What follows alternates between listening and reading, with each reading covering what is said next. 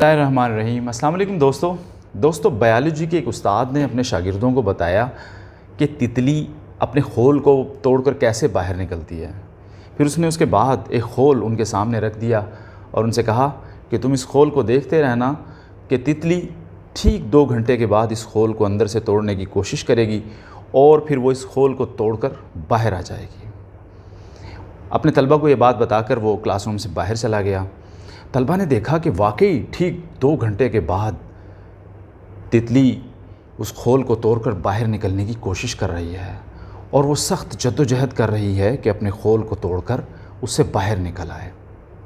ایک طالب علم سے رہا نہ گیا، اس نے استاد کی ہدایت کو نظر انداز کیا اور اس خول کو توڑنے میں تتلی کی مدد کرنے لگا اور اس نے خول کو توڑ دیا۔ تتلی خول سے باہر آ گئی، لیکن وہ تتلی خول سے باہر آ کر صرف کچھ لمحوں اور کچھ وقت کے لیے زندہ رہی اور پھر وہ مر گئی۔ جب استاد کلاس روم میں واپس آئے تو انہوں نے دیکھا کہ تتلی خول توڑ کر باہر آ گئی ہے لیکن وہ مر چکی ہے۔ جب انہیں اصل حالات کا پتہ چلا کہ ایک طالب علم نے تتلی کے خول کو توڑنے میں اس کی مدد کی تھی تو انہوں نے بتایا کہ میرے بچوں، تتلی جو خول توڑنے کی جدوجہد کر رہی تھی، جو خول توڑنے کے لیے مشکلات برداشت کر رہی تھی، وہ مشکلات اور وہ جدوجہد ہی اصل وہ قوت عطا کر رہے تھے جس کی بنیاد پر تتلی نے اپنی زندگی گزارنا تھی۔ وہ جدوجہد، وہ مشکلات تتلی کو زندگی گزارنے کا حوصلہ عطا کر رہے تھے۔ تم نے تتلی کو وہ خول توڑنے ہی نہیں دیا اور تم نے تتلی کا خول خود توڑ دیا، لہٰذا اس کے اندر وہ قوت، وہ برداشت، وہ ہمت پیدا ہی نہ ہو سکی اور وہ مر گئی۔ میرے دوستو، اس واقعے کا، اس مثال کا ہماری ذاتی زندگی کے ساتھ، عملی زندگی کے ساتھ بڑا گہرا تعلق ہے۔